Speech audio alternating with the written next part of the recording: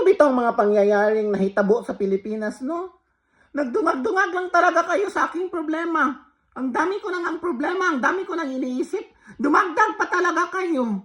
Ano bang nangyari sa inyo dyan? Kung sino pa yung taong may malaking ambag, may malaking naitulong sa Pilipinas at sa bawat Pilipino, siya pa ngayon ang ginigipit ninyo.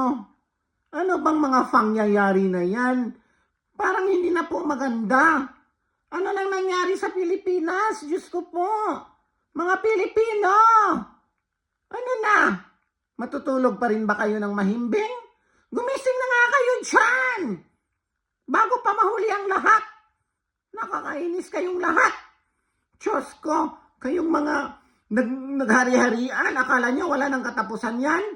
Tandaan nyo, hindi talaga nanaig ang kasamaan laban sa kabutihan.